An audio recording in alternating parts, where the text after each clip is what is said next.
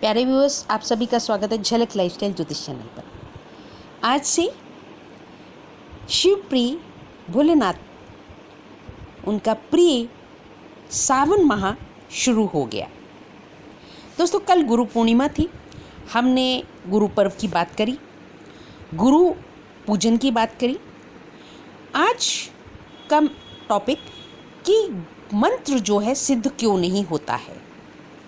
दोस्तों, अक्सर लोगों का यह कहना होता है कि हमने जो मंत्र जप किया हमें उसकी सार्थकता नहीं मिली, पूर्णता नहीं मिली, या हम पूर्ण उसे जितना हमने संकल्प लिया था, जितनी संख्या हमने करनी थी वह हम कर नहीं पाए, या मंत्र सिद्ध नहीं हुआ।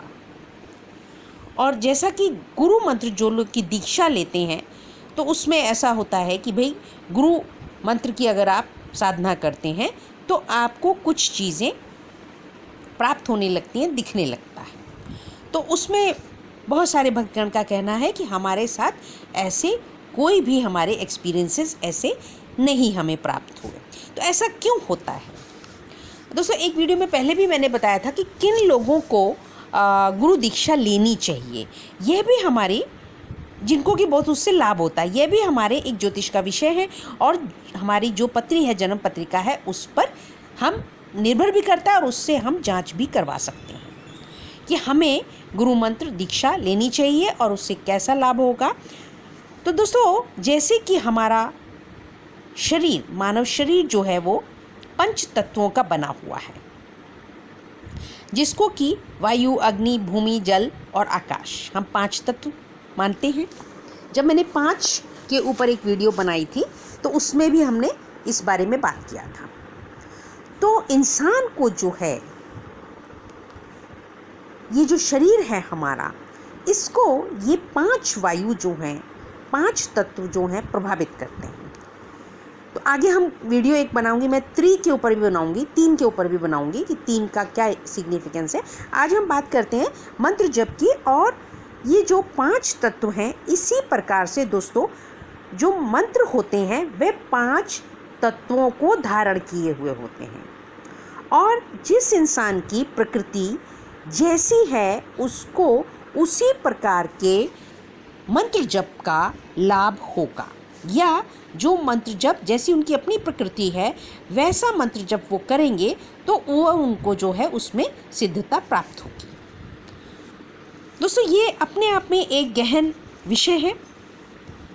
इसमें देखिए, जब हम बात करते हैं कि जो जल और भूमि है वो मित्र है, तो अब अगर आपकी प्रकृति जल तत्व की है, अगर आपकी जो जन्म राशि है वह जल तत्व की है, तो आपको वह मंत्र सिद्ध होंगे या आपको वह मंत्र लाभकारी होंगे जिनकी प्रकृति जो है भूमि, हमारी पृथ्वी तत्व की प्रकृति होगी।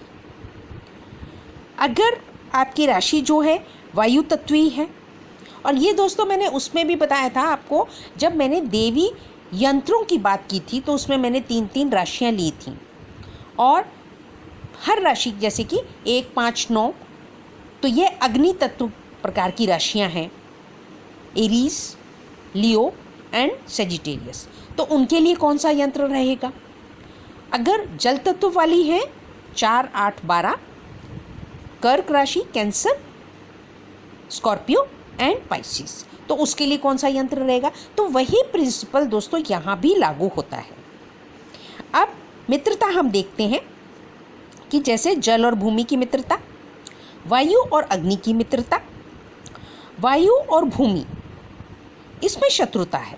देखिए, भूमि पर जब हमारे यहाँ आंधी चलती है तो इंसानों को कष्ट होता है ना। इसी प्रकार से जल और अग्नि की शत्रुता, अग्नि है तो आप देखिए जल वहाँ पे तत्व होगा तो वह उड़ जाएगा, इवेपोरेट हो जाएगा, है ना।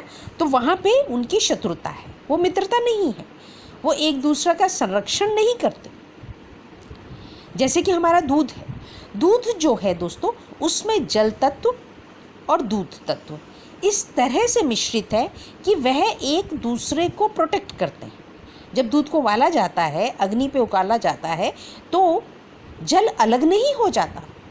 अगर जल जो है इवेपोरेट होता है तो उसके साथ ही जो दूध का जो तत्व है वह भी इवेपोरेट होता है, कंसंट्रेट होता है और वो दूध भी कढ़ जाता है, लेकिन दूध जल का साथ नहीं छोड़ता, क्योंकि दूध और जल में मित्रता है, सघन मित्रता है। तो इसी प्रकार से दोस्तों जल और अग्नि जो है वो शत्रुता है। और जो आकाश तत्व है दोस्तों, जैसे कि 5 है, वायु, अग्नि, भूमि, जल और आकाश।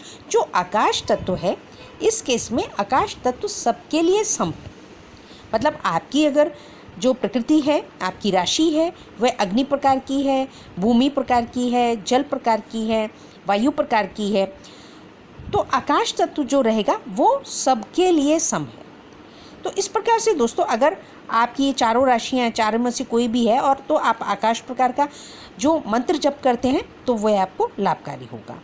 लेकिन अगर आपकी जो राशि है, जन्म राशि है, वह जल तत्व की है, तब आपको जो है अग्नि प्रकार का जो मंत्र है वह लाभकारी नहीं होगा।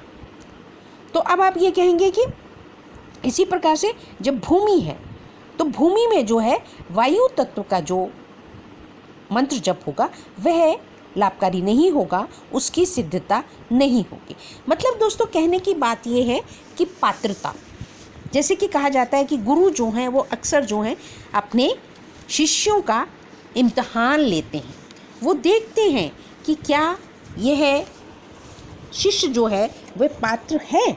जब अगर वो पाते हैं कि वह पात्र है, तब ही वह स्पेशल अपनी जो है बख्शिश अपने शिष्यों को, उस शिष्य को करते हैं।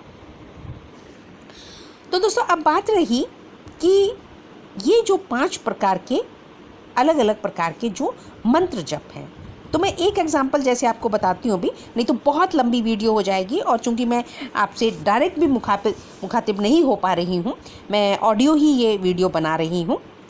तो जैसे कि रहेगा बगलामुखी या जो काली माँ के मंत्र हैं या चामुंडा जी का मंत्र है, इस तरह से ये जो मंत्र हैं ये है एक तरह से अग्नि तत्व के हैं। तो यह जिस इंसान की राशि 4, 8, 12 है तो उसको वह शुभकारी नहीं होगा, उसको लाभ नहीं होगा। तो इस प्रकार से दोस्तों यह वीडियो आप अगर जानना चाहते हैं कि आपको किस मंत्र से लाभ होगा तो आप मुझसे कंसल्ट कर सकते हैं। व्हाट्सएप नंबर है मेरा 7009765916 और ये आपको मिलेगा भी, लिखा हुआ भी मिलेगा, आप डिस्क्रिप्शन में जाएंगे तो। और मेरे चैनल को सब्सक्राइब करें, इसको ज़्यादा से ज़्यादा शेयर करें और आप मेरे से कंसल्ट कर सकते हैं और अपना मंत्र आप जान सकते हैं कि आपको कौन सा शुभकारी होगा।